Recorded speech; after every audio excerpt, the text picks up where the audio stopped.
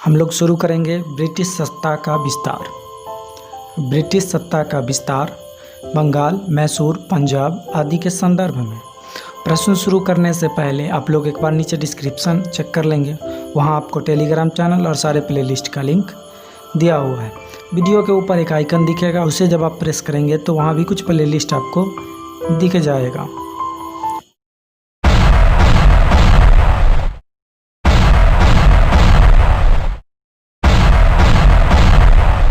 बिना देर किए हुए शुरू करते हैं।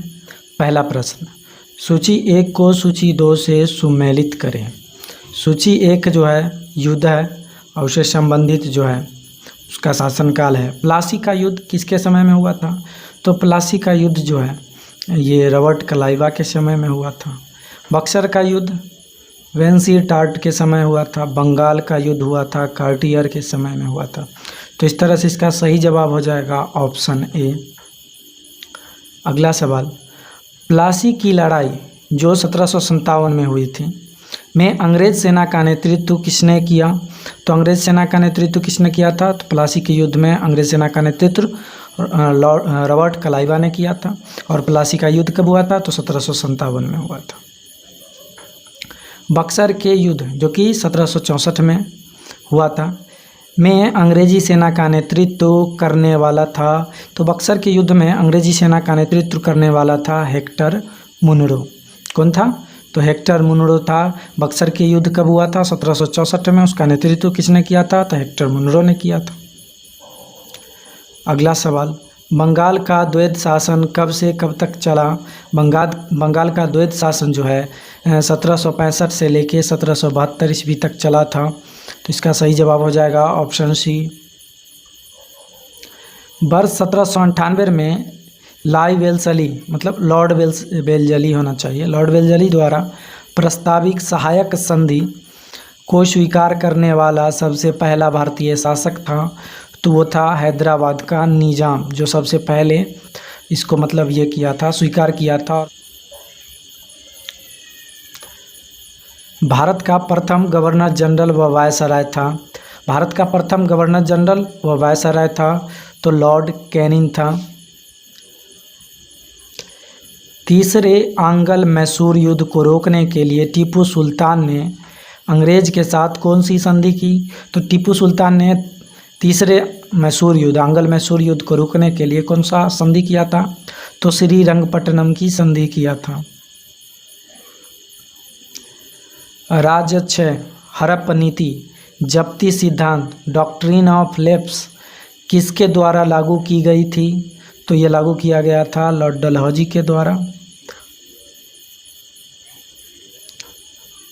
किस सिख गुरु ने फारसी में जफरनामा लिखा था? तो गुरु गोविंद सिंह ने फारसी में जफरनामा लिखा था।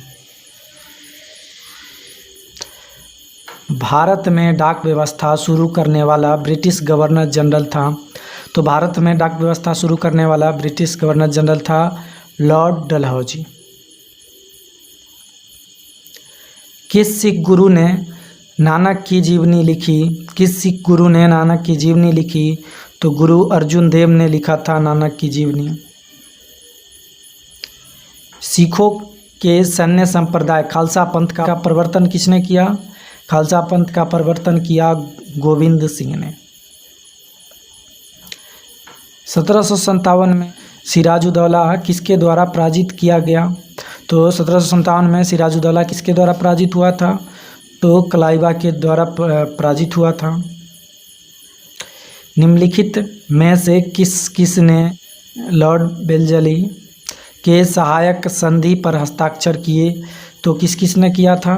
तो हैदराबाद के निजाम ने किया था, फिर अवध के नवाब ने भी किया था और मैसूर के राजा ने भी किया था।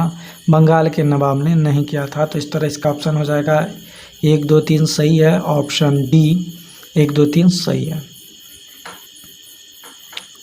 निम्नलिखित में से सिख गुरुओं का सही कालानुक्रम बताएं। तो सिख गुरु का कालानुक्रम कौन कौन है देख लेते हैं। तो अमरदास आए थे, फिर रामदास, फिर अर्जुन देव और उसके बाद आए थे तेग बहादुर। तो इस तरह से इसका सही क्रम है ऑप्शन बी का। सुगौली की संधि किनके बीच संपन्न हुई थी? तो सुगौली की संधि ईस्ट इंडिया कंपनी और नेपाल के बीच संपन्न हुई थी। टीपू सुल्तान की मृत्यु 1799 में कहाँ हुई थी?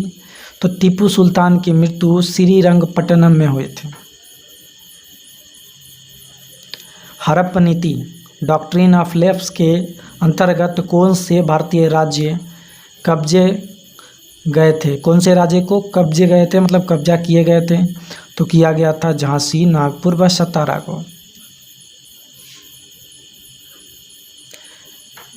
ठगी प्रथा के उन्मूलन के संबद्ध गवर्नर जनरल थे?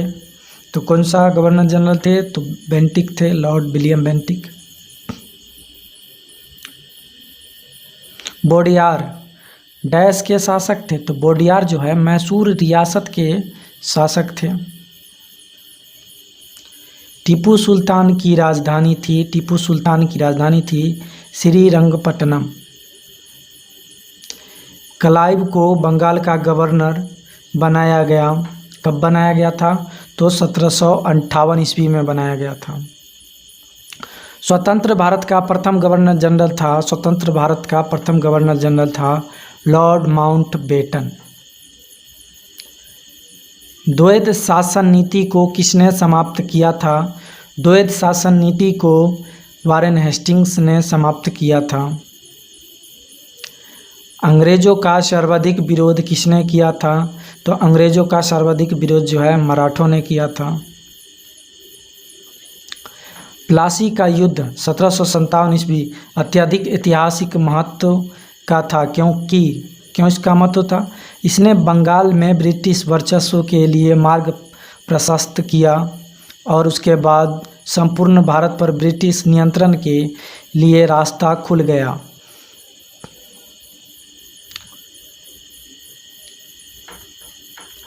ब्रिटिश सरकार भारतीयों को आधुनिक शिक्षा देना चाहती थी। इसमें उनका उद्देश्य क्या था? तो उनका उद्देश्य था भारत में अपनी राजनीतिक सत्ता की नींव सुदृढ़ करना। अगला सवाल, प्रशासनिक अव्यवस्था कुशासन के आधार पर डलहौजी ने किस राज्य को ब्रिटिश साम्राज्य में मिलाया था? तो अवध को मिलाया था, कुशासन का आरोप लगा के उसको ब्रिटिश शासन में, ब्रिटिश सत्ता में। आदि ग्रंथ किसने संकलित किया था? तो आदि ग्रंथ जो है गुरु अर्जुन देव ने संकलित किया था। भारत में आधुनिक शिक्षा प्रणाली की नींव किससे पड़ी? तो भारत में आधुनिक शिक्षा प्रणाली की नींव किससे पड़ी? तो पड़ा था 1835 के मैकाले के मिंट से। निम्नलिखित का सही कालानुक्रम क्या होगा? तो सबसे पहले रॉबर्ट क्लाइव, उसके बाद वेनसिंटार्ट, उसके बाद आया था कार्टियर और लास्ट में वारेन हेस्टिंग्स। तो इस तरह से हो जाएगा 1 2 4 3, 1 2 4 3, ऑप्शन बी सही हो जाएगा। भारत में ईस्ट इंडिया कंपनी की सफलता का राज था? भारत में ईस्ट इंडिया कंपनी की सफलता का राज था भारत में राष्ट्रीय भावना की कमी, कंपनी की सेना को पश्चिमी परीक्षण मिला था तथा उसके पास आधुनिक हथियार थे, ये भी था। भारतीय सैनिकों में राष्ट्रीय भावना का अभाव था, ये भी था। कहने का मतलब उपरोक्त तीनों जो है ये ईस्ट इंडिया कंपनी की भारत में सफलता का राज है। भारत में निम्न वायसरायों में से किसके काल में Indian penal code, civil procedure code और क्रिमिनल प्रोसीजर कोड पारित किए गए? तो ये पारित किए गए थे लॉर्ड कैनिंग के समय में। निम्नलिखित में से ब्रिटिश सरकार का वह गवर्नर जनरल कौन था जिसने भारत में डाक टिकट शुरू किए थे? तो डाक टिकट भारत में शुरू किया था लॉर्ड डलहौजी ने। सती प्रथा का अंत करने तथा ठगी को समाप्त करने का श्रेय किसको जाता है? तो जाता है लॉर्ड विलियम बेंटिक को। निम्नलिखित में से अवध के स्वायत्त राज्य का संस्थापक कौन थे? तो अवध के संस्थापक कौन थे? सात खां बुरहान उल मुल्क। निम्नलिखित में से किसने मीर कासिम तथा शुजा-उद-दौला के साथ मिलकर अंग्रेजी ईस्ट इंडिया पर युद्ध घोषित किया और वे बाद में बक्सर के युद्ध में अंग्रेज़ों से पराजित हुए? तो वो था शाह आलम द्वितीय। ईस्ट इंडिया कंपनी और बंगाल के नवाब के बीच जब प्लासी का युद्ध हुआ उस समय मुग़ल सम्राट कौन था? तो उस समय मुग़ल सम्राट था अजीज़ुद्दीन आलमगीर द्वितीय।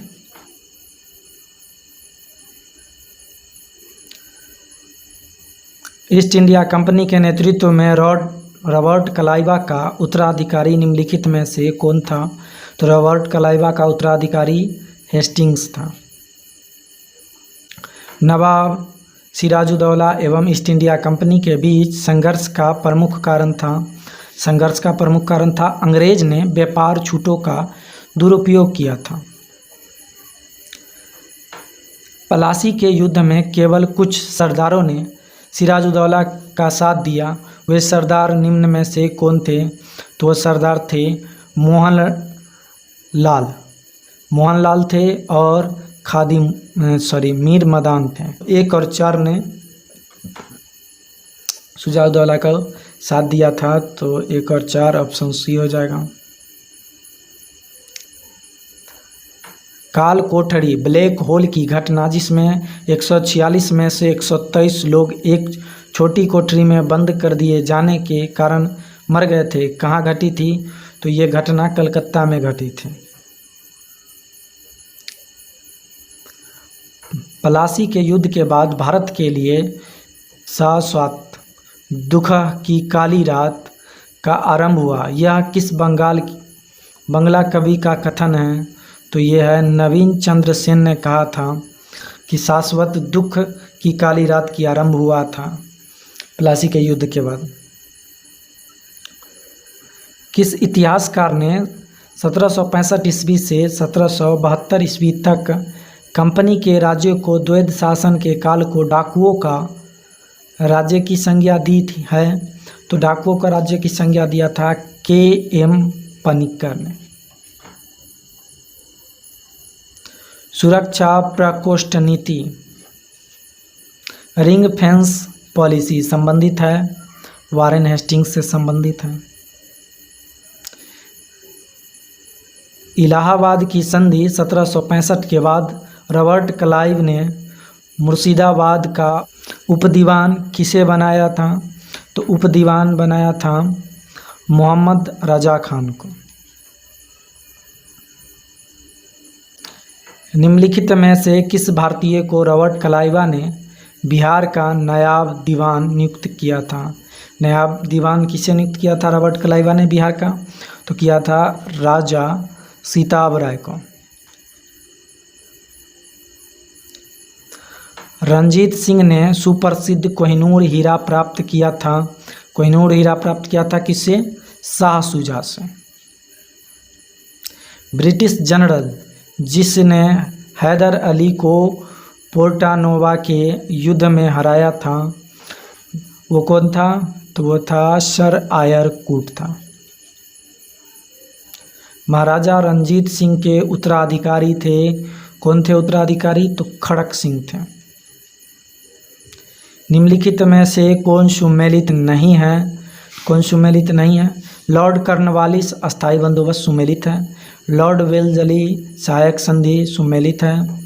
लॉर्ड बेंटिक 1829 का 17वां रेगुलेशन ये भी सुमेलित है। लॉर्ड हेस्टिंग्स द्वितीय आंग्ल मराठा युद्ध ये सुमेलित नहीं है। यही तो पूछ रहा था। किस सिख गुरु ने विद्रोही राजकुमार खुसरो की सहायता धन एवं आशीर्वाद से की थी? किस सिख गुरु ने विद्रोही राजकुमार खुसरो की सहायता धन एवं आशीर्वाद से की थी? तो किस गुरु ने किया था? तो गुरु अर्जुन देव ने किया था। सबसे अधिक निर्णायक युद्ध जिसने अंग्रेजों के भारत में प्रभुत्व को स्थापित कर दिया था। कौन सा युद्ध था? तो वो युद्ध था बक्सर का युद्ध। 1 नवंबर 1858 को महारानी विक्टोरिया का घोषणा पत्र इलाहाबाद में पढ़कर सुनाया था। किसने सुनाया था पढ़कर? तो लॉर्ड कैनिंग ने सुनाया था। रंजीत सिंह किस मिसल से संबंधित थे? तो रंजीत सिंह सुकरचकिया मिसल से संबंधित थे। तथाकथित कुशासन के आधार पर किस गवर्नर जनरल ने मैसूर राज्य के प्रशासन को ले लिया था? तो लिया था लॉर्ड विलियम बेंटिक ने लिया था। किसने अपनी राजधानी मुर्शिदाबाद से मुंगेर स्थानांतरित की? तो किसने किया था? तो मीर कासिम ने मुर्शिदाबाद से अपनी राजधानी मुंगेर स्थापित किया था। किसकी समाधि के कारण नंदेड़ गुरुद्वार सिखों द्वारा पवित्र माना जाता है? तो किसकी समाधि के कारण? तो माना जाता है गुरु गोविंद सिंह के समाधि के कारण नंदेड़ गुरुद्वारा जो है पवित्र माना जाता है। बक्सर के युद्ध जो 1764 में हुआ था के समय दिल्ली का शासक कौन था? बक्सर के युद्ध के समय दिल्ली का शासक कौन था? तो शाह आलम द्वितीय था। टीपू सुल्तान अंग्रेज के साथ युद्ध में कब मारे गए थे? तो टीपू सुल्तान मारे गए थे 1799 में मारे गए थे। किसके शासनकाल में ब्लैक होल दुर्घटना घटित हुई थी? किसके शासनकाल में? तो सिराजुद्दौला के शासनकाल में ब्लैक होल दुर्घटना घटित हुई थी। सिखों के अंतिम गुरु कौन थे? सिखों के अंतिम गुरु कौन थे? तो सिखों के अंतिम गुरु थे गुरु गोविंद सिंह, जो कि 10वें गुरु थे। निम्नलिखित में से कौन सा युद्ध था जिसने भारत में ब्रिटिश प्रभुत्व का आरंभ किया था? तो आरंभ किया प्लासी के युद्ध, अपूर्णता सत्ता को स्थापित किया था बक्सर के युद्ध में। डिंडीगुल नाम है, डिंडीगुल नाम किस चीज़ का है? तो डिंडीगुल जो है तमिलनाडु के एक नगर का नाम है। क्या है? तमिलनाडु का एक नगर है डिंडीगुल। बंगाल के किस गवर्नर के समय में सरकारी खजाना मुर्शिदाबाद से कलकत्ता स्थानांतरित किया गया? तो वारेन हेस्टिंग्स के समय में किया गया था। किस अधिनियम के तहत वारेन हेस्टिंग्स बंगाल के प्रथम गवर्नर जनरल बनाए गए थे? तो बनाए गए थे 1773 का रेगुलेटिंग एक्ट के तहत। किसके समय में कलकत्ता में प्रथम न्यायालय की स्थापना की गई थी? तो कलकत्ता में प्रथम न्यायालय की स्थापना की गई थी वारेन हेस्टिंग्स के समय में। और कलकत्ता जो न्यायालय की स्थापना हुआ था तो 1773 रेगुलेटिंग एक्ट के तहत 1774 में इसकी स्थापना किया गया था।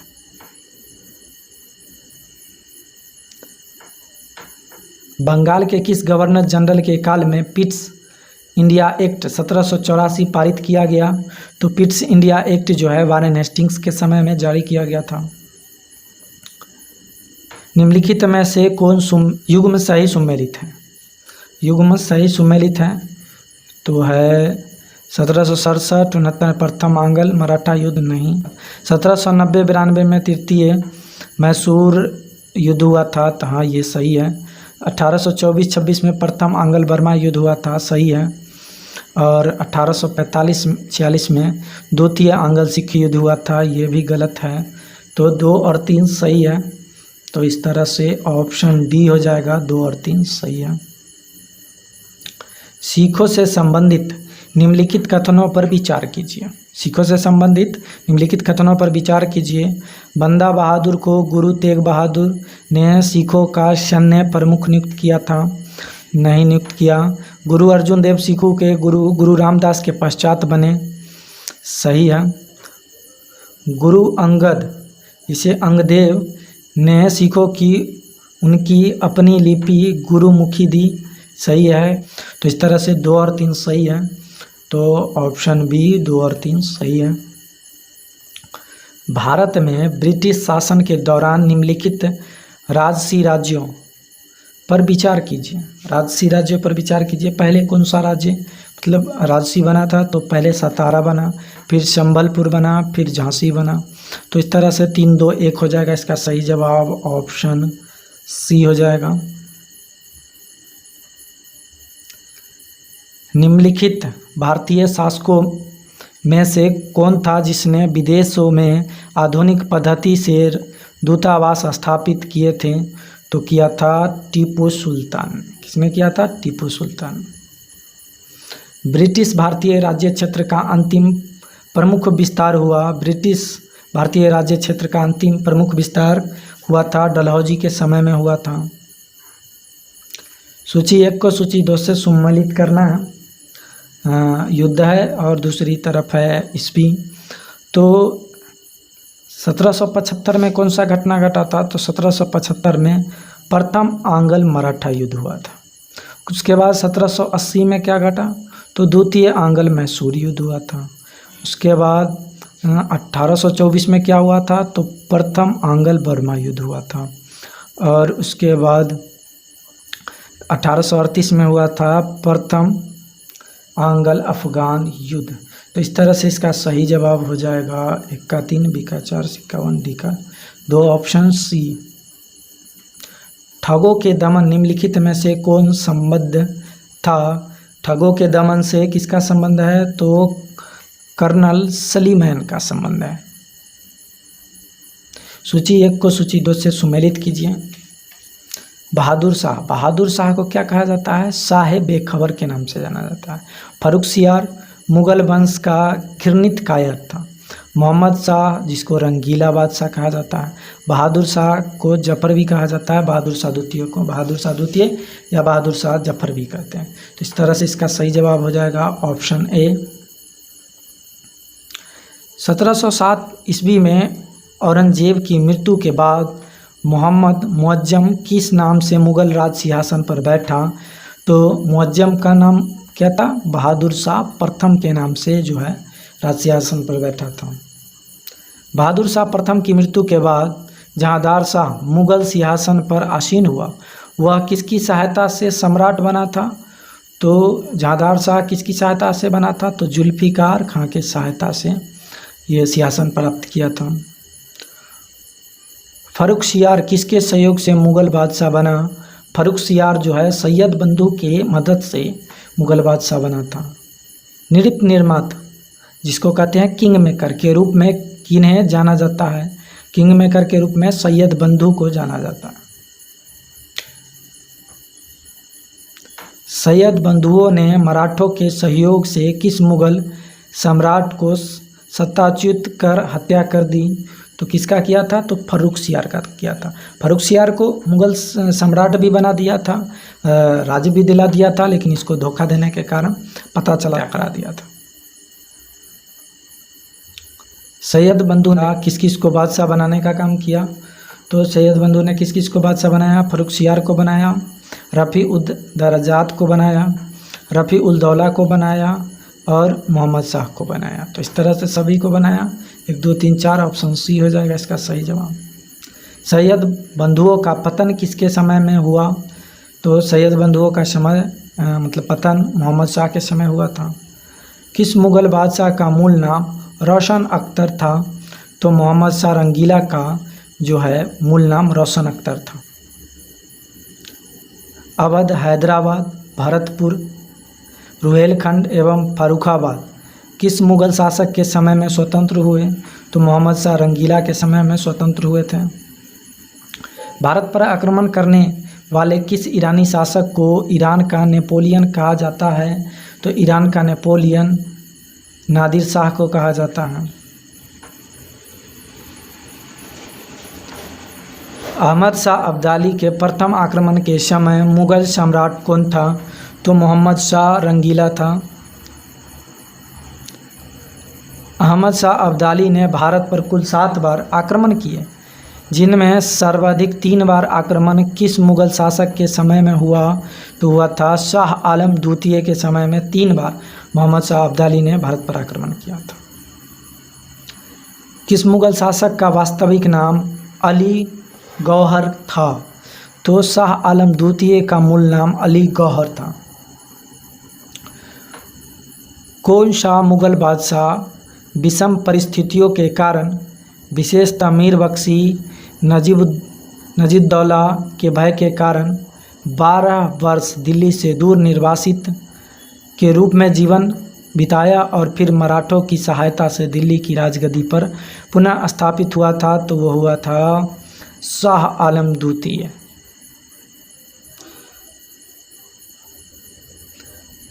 कौन मुग़ल बादशाह एक बड़ा शायर भी था, जिसके द्वारा अपने आखिरी समय में कहा गया यह शेर विख्यात है, कितना है बदनसीब जफ़र के दफन के लिए, 2 गज जमी भी न मिले कुए यार में। तो ये कहा था बहादुर शाह द्वितीय ने।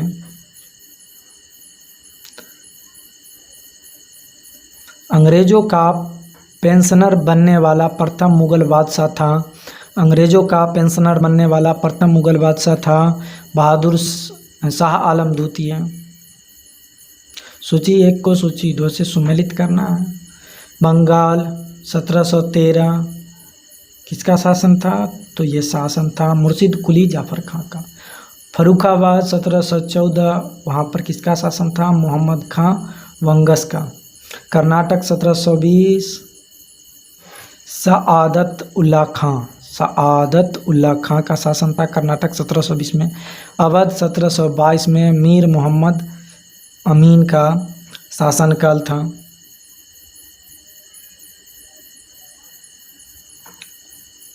तो इस तरह से इसका सही जवाब हो जाएगा ऑप्शन ए। सूची 1 को सूची 2 से सुमेलित करना है। हैदराबाद 1724 मीर कमरुद्दीन चिनकलीज खां निजामुल मुल्क। रुहेलखंड अली मोहम्मद खां। भरतपुर 1740 बदन सिंह। मैसूर 1761 हैदर अली। इसका सबका शासनकाल था। तो इस तरह से इसका सही जवाब हो जाएगा ऑप्शन ए। किस राज्य के शासक नवाब वजीर कहलाते थे? तो अवध के नवाब को जो है नवाब वजीर कहा जाता था। किसने ग्रामीण जाटों को एक सैनिक शक्ति के रूप में संगठित किया? तो किया था चूड़ामन, जिसको चूड़ामणि भी कहा जाता है।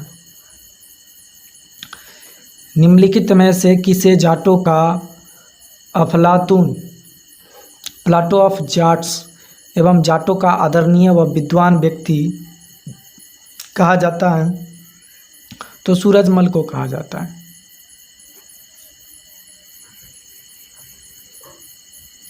मुर्शिद कुली जाफ़र खां को बंगाल 1717 ईस्वी तथा उड़ीसा 1719 ईस्वी के सूबेदार किस मुग़ल बादशाह से मिली? सूबेदारी किस मुग़ल बादशाह से मिली थी?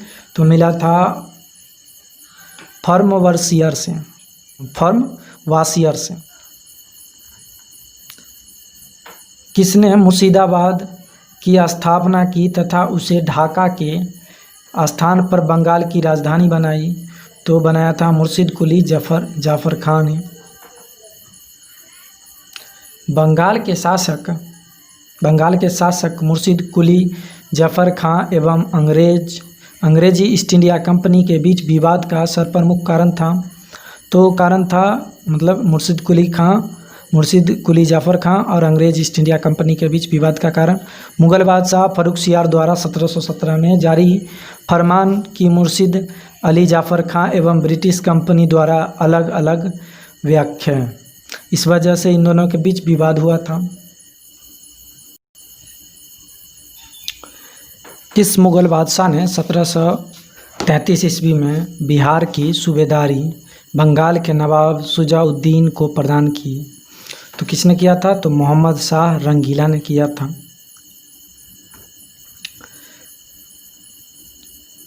बंगाल के किस नवाब ने यूरोपीय लोगों की तुलना मधुमक्खी के छत्ते से की, जिसे यदि न छेड़ा जाए तो शहद देगी, पर यदि छाते के साथ छेड़छाड़ की गई तो मधुमक्खियाँ काट काट कर प्राण ले सकती थी? यह किसकी कथन था? तो अलीवर्दी खां की ये कथन था।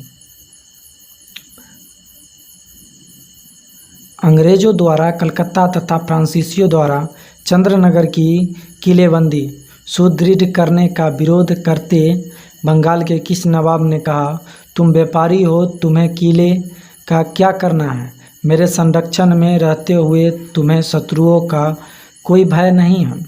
तो ये किसने कहा था? तो ये कहा था अलीवर्दी खान ने कहा था।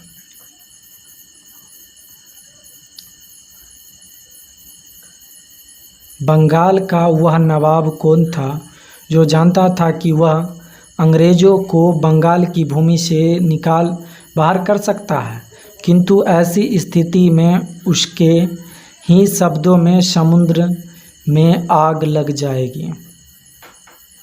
तो ये अलवर्दी खान ने ये भी कहा था। बंगाल के किस नवाब ने अपने उत्तराधिकारी को यह सलाह दी, तीनों अंग्रेज, फ्रांसीसी एवं डच को एक साथ निर्बल करने का विचार मत करना। इन तीनों में अंग्रेज सबसे सशक्त है, पहले उसका अंत करना और अन्य तुमको विशेष कष्ट नहीं देंगे। तो ये अलीवर्दी खान ने अपने उत्तराधिकारी को सलाह दिया था। बंगाल के नवाब अलीवर्दी खां का उत्तराधिकारी कौन हुआ? तो ये अलीवर्दी खां का उत्तराधिकारी हुआ था सिराजुद्दौला। बंगाल के नवाब सिराजुद्दौला तथा ब्रिटिश ईस्ट इंडिया कंपनी के बीच विवाद के कारण कौन कौन से थे? अंग्रेज द्वारा कलकत्ते की किलाबंदी के वजह से विवाद हुआ था, अंग्रेज द्वारा दस्तक फ्री पास का दुरुपयोग करने की वजह से हुआ था, भगौरे कृष्ण बल्लभ को कलकत्ता में अंग्रेजों द्वारा शरण देना, इस वजह से भी इन दोनों के बीच जो है विवाद हुआ था। तो इस तरह से ये तीनों कारण हैं। तो ये सही जवाब होगा ऑप्शन डी। सूची 1 को सूची 2 से सुमेलित करना। कलकत्ता एवं नवाब सिराजुद्दौला द्वारा कब अधिकार किया गया था कलकत्ता पर? तो ये 15 से 20 जून 1756 में सिराजुद्दौला जो है कलकत्ता का नवाब बना था। कालकोठरी की त्रासदी हुआ था 20 जून 1756 में। अलीनगर की संधि कब हुआ था? 9 फरवरी 1757 में। प्लासी का युद्ध कब हुआ था? तो 23 जून 1757 को। तो इस तरह से इसका सही जवाब हो जाएगा ऑप्शन ए। बंगाल के नवाब मीर जाफर ने कठपुतली मुगल बादशाह शाह आलम द्वितीय से क्लाइव को सावत जंग युद्धों में अनुभव प्राप्त की उपाधि एवं कुछ क्षेत्रों की जमींदारी दिलाई। क्लाइव की जागीर कहलाने वाले उस क्षेत्र की पहचान करें। तो वह क्षेत्र था 24 परगना।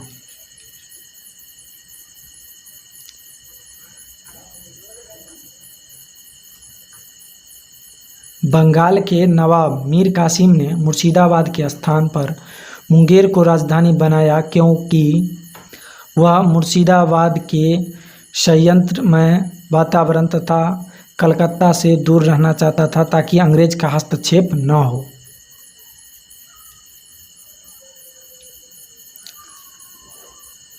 बंगाल के किस नवाब ने ब्रिटिश कंपनी के गवर्नर को लिखा, आपके भद्र पुरुष इस प्रकार व्यवहार करते हैं, वे समस्त देश में गड़बड़ी फैलाते हैं, लोगों को लूटते हैं तथा मेरे अधिकारों का अनादर करते हैं तथा उन्हें शारीरिक यातना देते हैं। तो ये कहा था मीर कासिम ने ब्रिटिश कंपनी को ये पत्र लिखा था। बंगाल के किस नवाब ने 2 वर्षों के लिए सभी व्यापारियों के लिए समस्त व्यापारिक करों एवं चुंगियों को खत्म कर एक बड़ा असाधारण कदम उठाया था? तो किसने उठाया था? तो मीर कासिम ने उठाया था। क्लाइव एवं मुगल बादशाह शाह आलम द्वितीय के बीच हुए इलाहाबाद की प्रथम संधि 12 अगस्त 1765 के संदर्भ में इन कथनों पर विचार कीजिए। तो शाह आलम द्वितीय को कड़ा व इलाहाबाद के जिले दिए गए। सही है। कंपनी को 26 लाख रुपए सालाना के बदले बंगाल, बिहार व उड़ीसा की दीवानी मतलब कर होता है, अस्थायी रूप से मिली। ये भी सही है। हैदराबाद के उत्तर के जिलों उत्तरी सरकार को अंग्रेज़ों के जागीर के रूप में मान्यता दी गई।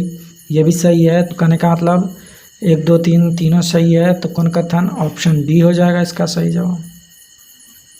इलाहाबाद की द्वितीय संधि जो कि 16 अगस्त 1765 किन के बीच हुई थी? इलाहाबाद की द्वितीय संधि शुजा-उद-दौला एवं क्लाइव के बीच हुआ था।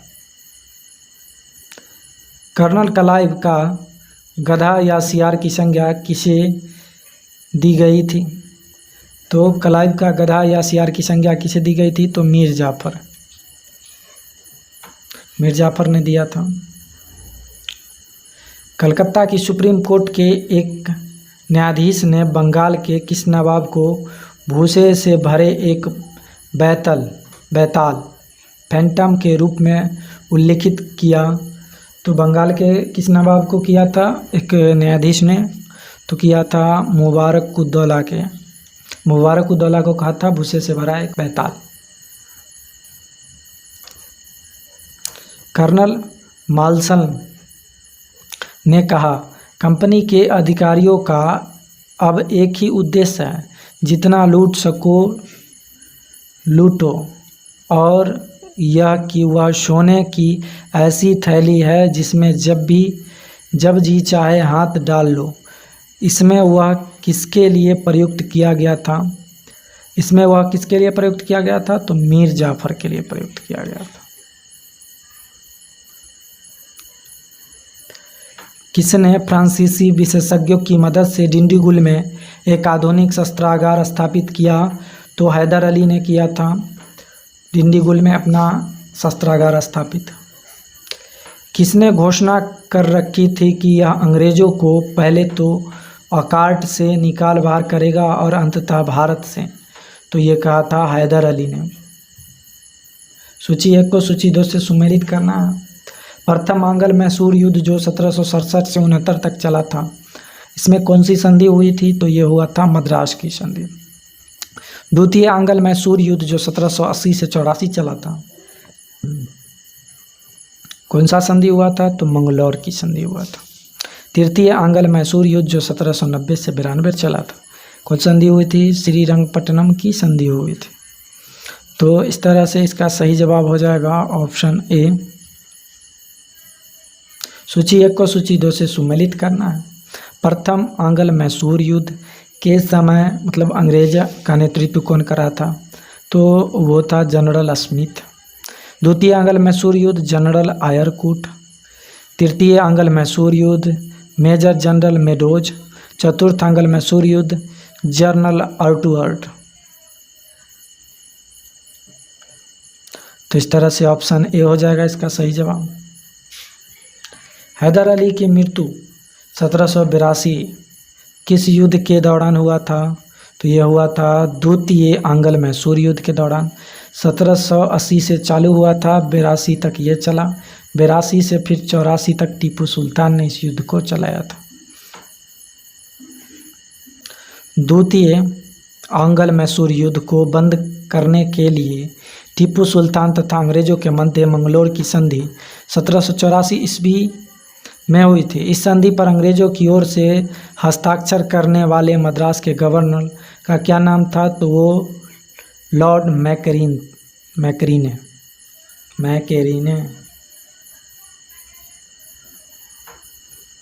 द्वितीय आंग्ल मैसूर युद्ध के समय गवर्नर जनरल कौन था? तो वारेन हेस्टिंग्स के समय में द्वितीय मैसूर युद्ध हुआ था। टीपू सुल्तान तथा कर्नवालिस के बीच 1792 में श्रीरंगपट्टनम की संधि हुई। इसके तहत क्या क्या हुआ था? तो टीपू सुल्तान का अपना आधा राज्य अंग्रेजों को देना पड़ा, सही है। टीपू सुल्तान के 3 करोड़ रुपया युद्ध क्षति के रूप में देना पड़ा, यह भी सही है। ब्रिटिश रेजिडेंट को श्रीरंगपट्टनम में स्थानांतरित करना पड़ा, नहीं, ये गलत है। अपने 2 बेटों को बंधक स्वरूप अंग्रेजों के पास रखना स्वीकार करना पड़ा, ये भी सही है। तो 1 2 4 इसका सही जवाब हो जाएगा ऑप्शन सी। टीपू सुल्तान ने अंग्रेजों को निष्कासित करने के लिए निम्नलिखित में से किन देशों के साथ संपर्क स्थापित किया? तो स्थापित किया था फ्रांस के साथ, अरब के साथ, अफ़गानिस्तान के साथ, मॉरिशस के साथ, तुर्की के साथ। तो इस तरह से इसका सही जवाब हो जाएगा ऑप्शन डी।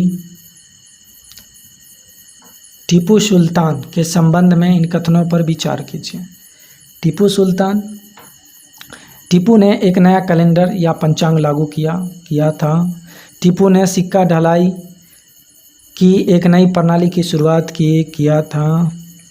टीपू ने मापतौल के नए पैमाने को अपनाया था। फ्रांसीसी क्रांति 1789 की सफलता से प्रभावित होकर उसने श्रीरंगपट्टनम में जैकोबिन क्लब की स्थापना की। स्वतंत्रता का वृक्ष ट्री ऑफ लिबर्टी लगाया तथा अपने को नागरिक टीपू, सिटीजन टीपू विहित करने लगा। तो ये भी सही है। तो सभी कथन सही है, तो ऑप्शन डी हो जाएगा 1 2 3 4। तृतीय आंग्ल मैसूर युद्ध के दौरान टीपू के विरुद्ध चतुर्थ पक्षीय संयुक्त मोर्चा में शामिल थे। कौन कौन शामिल थे? तो शामिल थे ट्रावनकोर, निजाम, मराठा एवं अंग्रेज। चतुर्थ आंग्ल मैसूर युद्ध 1799 ईस्वी के संबंध में इन कथनों पर विचार कीजिए। तो कथन है, इस युद्ध के दौरान टीपू सुल्तान की मृत्यु हुई थी। यहाँ 1799 में हुआ था। इस युद्ध में अंग्रेजों को पूर्ण विजय हुई और मैसूर के अधिकांश प्रदेशों का अंग्रेजी राज्य में विलय कर लिया गया था। वाडियार वंश के एक बालक कृष्णराज द्वितीय को राजगद्दी पर बिठाकर मैसूर राज्य पर सहायक संधि लाद दी गई। ये भी सही है। तो इस तरह से इसका सही जवाब सभी ऑप्शन सही है, ऑप्शन डी हो जाएगा। किसने कहा, मैं अंग्रेजों के स्थल साधनों को तो समाप्त कर सकता हूं परंतु समुद्र को नहीं सुखा सकता। यह कथन था टीपू सुल्तान का। किसकी अत्यंत प्रिय उक्ति थी, भेड़ की तरह एक लंबी जिंदगी जीने से कहीं बेहतर है कि शेर की तरह एक दिन जीना। यह भी टीपू सुल्तान की कथन था। निम्नलिखित कथनों पर विचार कीजिए। सिखों के प्रथम गुरु नानक देव जो कि 1469 से 1538 ईस्वी, जन्म हुआ था 1469 में, मृत्यु हुआ था 1538 में। मुग़ल बादशाह बाबर के समकालीन थे। उनका जन्म स्थल तलवंडी या ननकाना पाकिस्तान में था। सही है। सिखों के दूसरे गुरु अंगद देव का मूल नाम लहना था। यह भी सही है। अकबर ने सिखों के चौथे गुरु रामदास को 500 बीघा जमीन दान में दिए, जिस पर उन्होंने अमृतसर नामक तालाब बनवाया। बाद में अमृतसर शहर बना था। सिखों के 5वें गुरु अर्जुन देव ने अमृतसर में हर मंदिर, जिसे अभी स्वर्ण मंदिर के नाम से प्रसिद्ध हुआ, की नींव रखी। गुरु की गद्दी पर वंशानुगत उत्तराधिकारी का प्रचलन किया तथा शहजादा खुसरो की मदद कर गुरुओं द्वारा पहली बार राजनीतिक मामलों में रुचि दिखाई। ये भी सही है। तो इस तरह से इसका सभी ऑप्शन सही है, इनमें से सभी सही है। किस सिख गुरु ने प्रत्येक सिख से दशांश धार्मिक कर वसूल करना आरंभ किया एवं साधु वेश त्याग कर राजसी वस्त्र पहनना आरंभ किया? तो किया था अर्जुन देव। निम्नलिखित में से किस पद्धति का प्रयोग वेलसली ने अपने राजनीतिक उद्देश्यों को प्राप्त करने के लिए नहीं किया था? तो क्या क्या किया था? सहायक संधि किया था, सम्मेलन किया था, युद्ध किया था, धोखेबाजी नहीं किया था। निम्नलिखित में से कौन कौन से कथन सही है? तो सिखों के छठे गुरु हरगोविंद ने अकाल तख्त स्वर्ण मंदिर के विपरीत दिशा में इसकी स्थापना की, अमृतसर की किलेबंदी की एवं सिखों को लड़ाकू बनाया, मतलब लड़ने के लिए प्रशिक्षण दिया था। सही है। गुरु गोविंद को अपने जीवन के अंतिम समय कश्मीर के पहाड़ियों के किरतपुर में बिताने पड़े और वहीं उनकी मृत्यु हुई। ये भी सही है। सिखों के 9वें गुरु तेग बहादुर का मूल नाम त्यागमल था तथा उन्होंने सच्चा बादशाह की उपाधि धारण की। ये भी सही है। मुग़ल बादशाह औरंगजेब ने तेग बहादुर की हत्या करवाई थी और उन्होंने शहीद स्थल पर शीशगंज गुरुद्वारा दिल्ली बनवाया। ये भी सही है। तो इस तरह से इसका सही जवाब हो जाएगा ऑप्शन डी। सही, सभी जवाब सही है। किस सिख गुरु ने कहा था सर दाद सिरे? सार न दाद, मैंने सिर कटवा दिया लेकिन अपना रहस्य नहीं बताया। तो ये कहा था तेग बहादुर ने। किस सिख गुरु को वाकला द बाबा, वाकला के बाबा कहा जाता है? वाकला के बाबा कहा जाता है तेग बहादुर को। सिखों के 10वें एवं अंतिम गुरु गुरु गोविंद सिंह संबंध में क्या सही है? तो उन्होंने बचपन में 9 वर्ष पटना में बिताए, सही है। मखोवल आनंदपुर में उन्होंने गुरु निर्वाचित किया, सही है। उन्होंने 1699 में खालसा का आदेश सिखों के लिए बनाए गए नियम जारी किए, सही है। उन्होंने पाहुल प्रथा जाति बंधन तोड़ने हेतु एक कटोरे में सामूहिक अमृतपान एवं प्रसाद ग्रहण करने की प्रथा का आरंभ किया, सही है। तो इस तरह से ऑप्शन डी 1 2 3 4 सभी सही है। गुरु गोविंद सिंह की रचनाएं हैं। गुरु गोविंद सिंह की रचना है दशम ग्रंथ, चंडी चरित्र, विचित्र नाटक, जफरनामा। ये सभी गुरु गोविंद सिंह की रचना है। तो इस तरह से ऑप्शन डी हो जाएगा। किसने मुखलिसपुर में लोहगढ़ नामक मजबूत किला बनवाया? तो बनवाया था बंदा बहादुर, वीर बंदा बैरागी ने। मुगल बादशाह के आदेश पर बंदा बहादुर की हत्या की गई। तो किस मुगल बादशाह के आदेश पर किया गया था? तो फर्रुखशियार की आदेश पर किया गया था। सैनिक संगठन खालसा दल की स्थापना किसने की? खालसा दल की स्थापना कपूर सिंह ने किया था।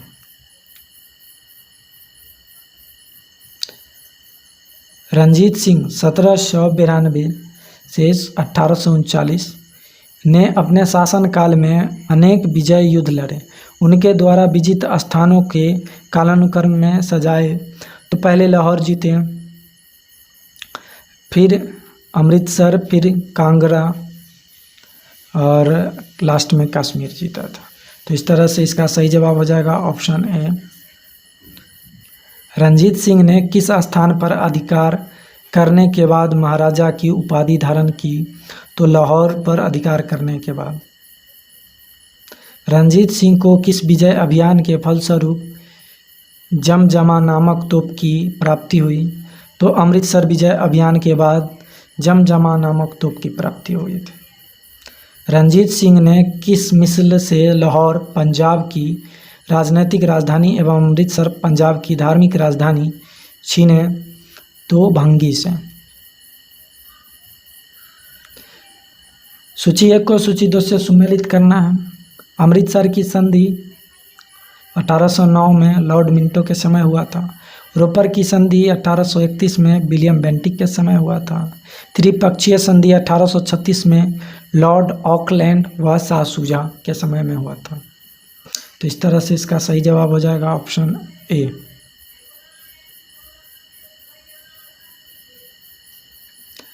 रंजीत सिंह एवं अंग्रेजों के बीच हुए अमृतसर की संधि 1809 ईस्वी में किस नदी को दोनों के राज्य क्षेत्रों के बीच की सीमा निर्धारित की गई?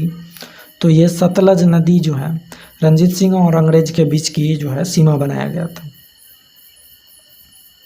रंजीत सिंह ने अपने राज्य प्रशासन विशेषतः सैन्य प्रशासन में विभिन्न विदेशियों की भर्ती किया, जिसमें शामिल थे कौन कौन शामिल थे?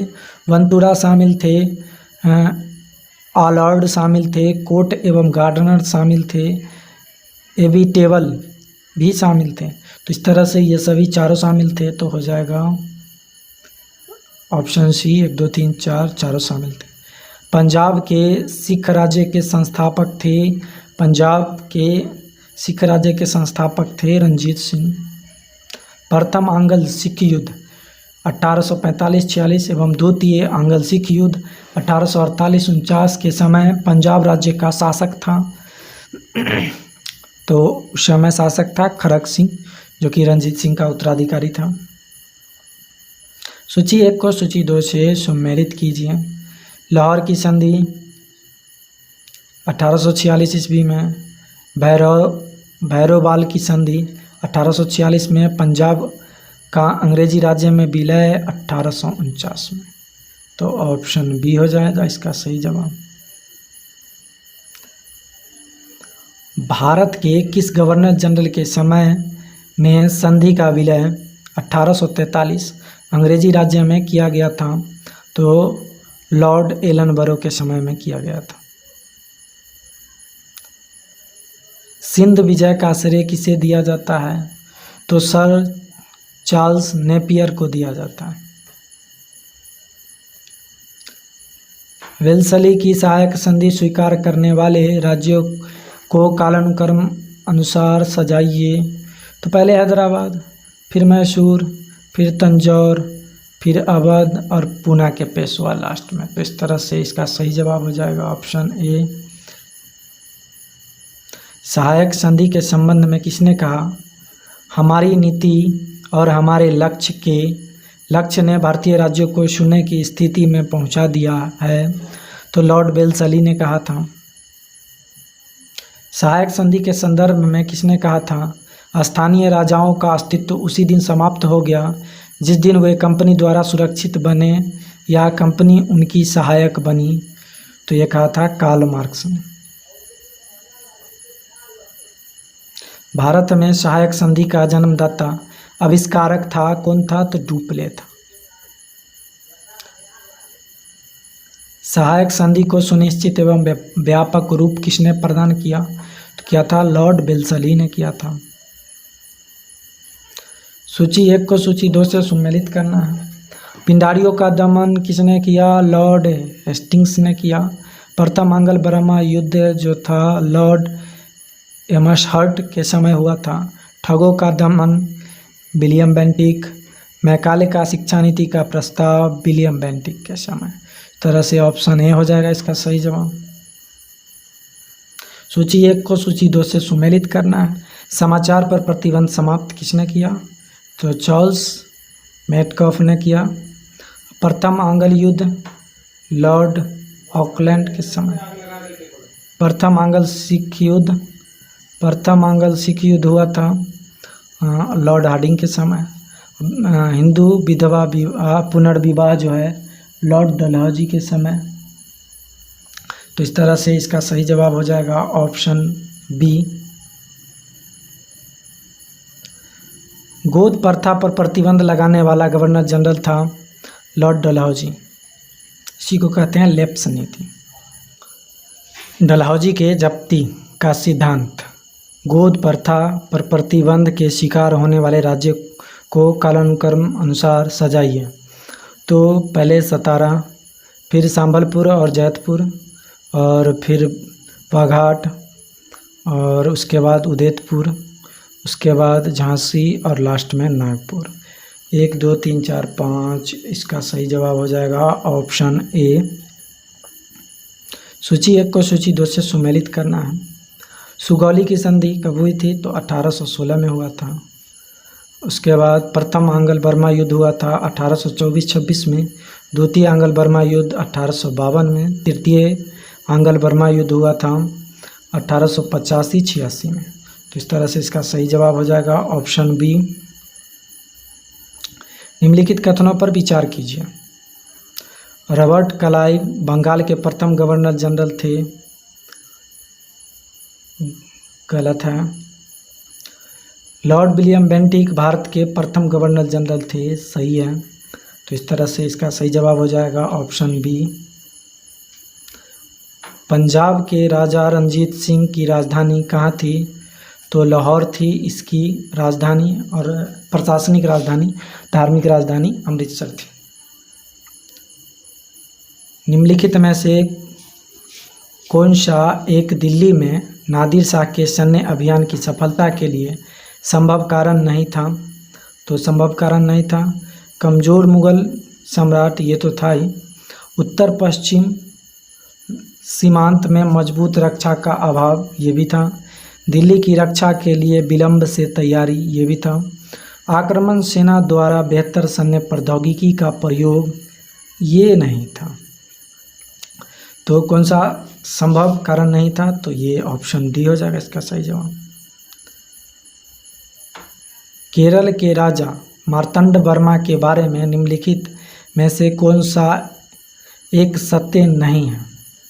तो उसने श्रावणकोर पर शासन किया, सही है। उसने सामंतों का दमन किया, सही है। उसने मजबूत एवं आधुनिक सेना संगठित की, सही है। उसने शांति बनाए रखने के लिए यूरोपीय अधिकारियों को भारी रिश्वत दी, ये गलत है। तो पूछ रहा था कौन सही नहीं है, सत्य नहीं है, तो ऑप्शन डी हो जाएगा। राज्य अपहरण नीति के बारे में निम्नलिखित में से कौन एक सही है, तो सही है। इसने भारतीय राज्य का समामेलन अनिवार्य बना दिया।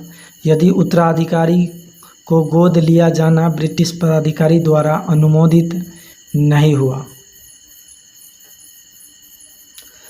प्रथम आंग्ल मैसूर युद्ध जो कि 1767 से 69 तक चली थी, में कौन विजय हुआ, तो ये विजय हुआ था हैदर अली, और इसी में हुआ था मद्रास संधि।